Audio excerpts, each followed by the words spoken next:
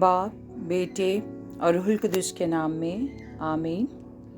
ہمارے لیے آج کی پاک انجیل کی تلاوت بمطابق مقدس لوکا 14واں باب 12ویں سے 14ویں آیت تک۔ کلام مقدس میں یوں لکھا ہے، بے غرضی۔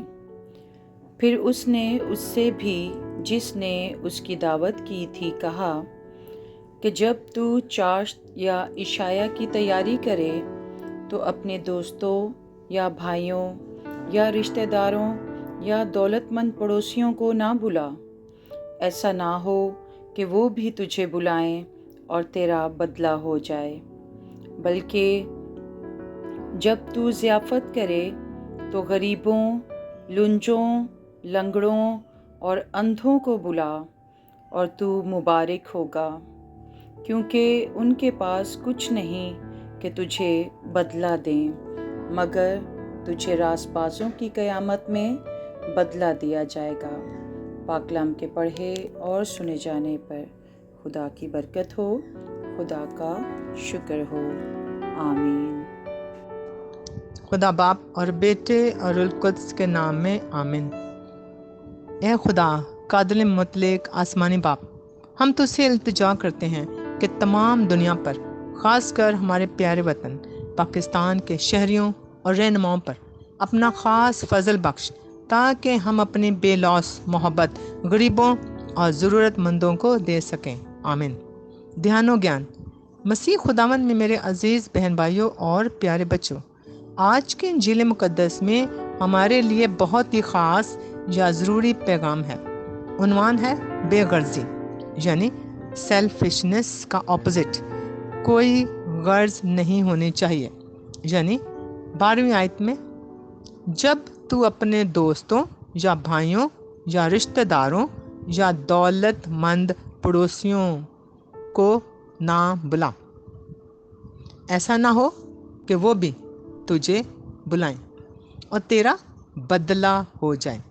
یعنی ہم دنیا میں ہی بدلہ اتار لیتے یا اتار دیتے ہیں، ہم آسمان پر بدلہ دینے یا بدلہ اتارنے کا سوچتے ہی نہیں، بلکہ اگلی 13ویں اور 14ویں آیت میں لکھا ہے، بلکہ جب تو ضیافت کرے تو غریبوں، لنجوں، لنگڑوں اور اندھوں کو بلا، اور تو مبارک ہوگا، کیونکہ ان کے پاس کچھ نہیں کہ تجھے بدلہ دیں، مگر تجھے راست بازوں کی قیامت میں بدلہ دیا جائے گا۔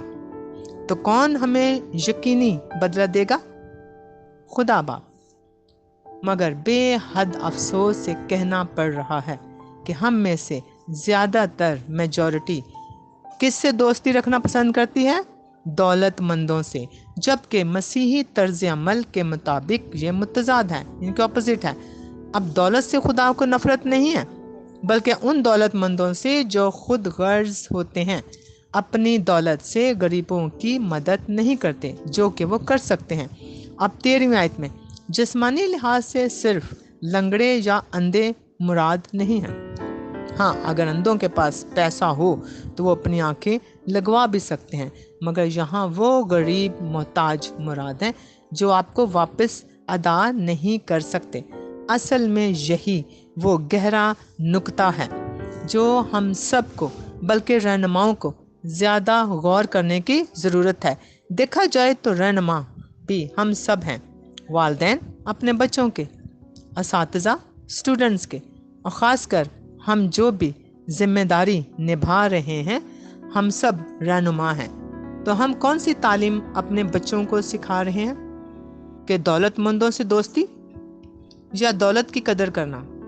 نہیں میرے عزیزو، انسانی ذات کی قدر کرنا سیکھیں، جسے خدا نے بنایا ہے، ایک دوسرے کے سپرد کیا ہے کہ ایک دوسرے کا خیال رکھیں، یہی انسانیت کہلاتی ہے۔ نیکی کرتے رہنا چاہیے، بے شک زمانہ ہمارے خلاف ہی کیوں نہ ہو، خدا ہمارے خلاف نہ ہو۔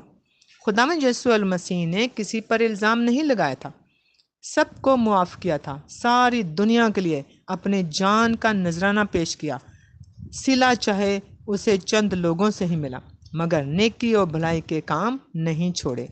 तो अजीज़ बहन भाइयों और प्यारे बच्चों, उम्मीद है आज से हम भी बेगर्ज मोहब्बत एक दूसरे से बल्कि गरीबों और मोहताजों से ज़्यादा रखें, क्योंकि इसका बदला या सिला तो हमें खुदा से मिलना ही है। वरना दुनिया में बदला तो लोग देते ही हैं दौलत का, और ये दौलत तो ख़त्म होने वाली चीज़ है, सब कुछ ख़त्म हो जाएगा। मगर खुदा की लाजवाल मोहब्बत या इस मोहब्बत का बदला जो हम गरीबों से रखते हैं वो हमेशा की ज़िंदगी है जो कभी ख़त्म नहीं होगी, हमेशा की खुशियाँ और आराम है जो हम शायद बहुत कम लोग सोचते हैं। दुआ है कि आज का खुदा का ज़िंदा पैगाम हम अपनी ज़िंदगियों में अपनाएं और इनाम हासिल करें।